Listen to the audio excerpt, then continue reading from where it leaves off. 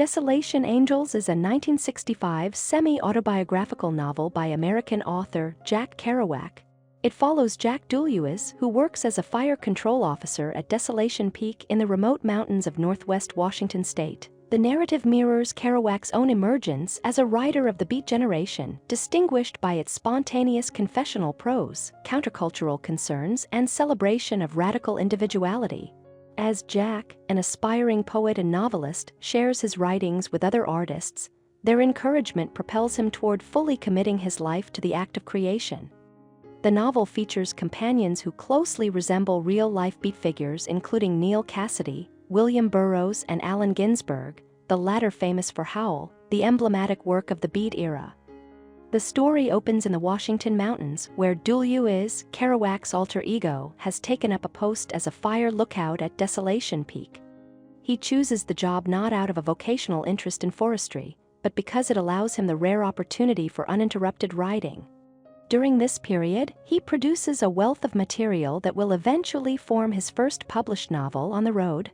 Prior to his time in Washington, Kerouac wandered between San Francisco and New York, drifting through odd jobs wherever he could find them. His work at Desolation Peak marks a reflective shift, yet he soon realizes that even the most transcendent solitude cannot fully replace life among society.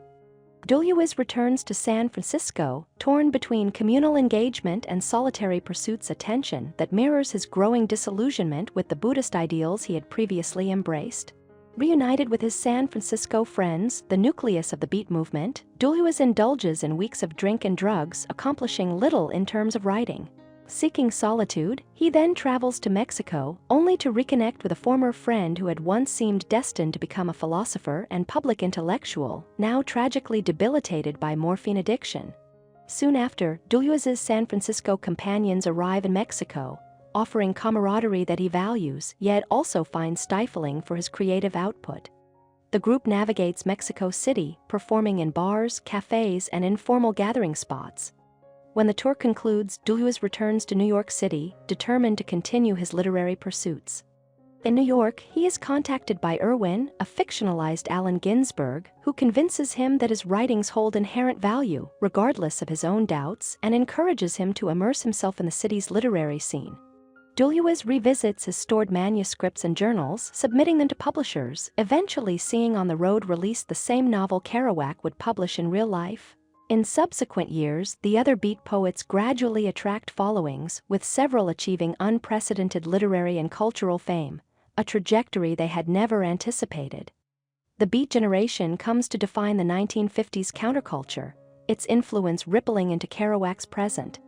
During the composition of Desolation Angels, Kerouac elected to fictionalize the names of his real-life companions, after his publishers warned that using their actual names could create legal complications. While the novel strips away direct attributions, keen readers can still identify the personalities through Kerouac's vivid prose and masterful character sketches.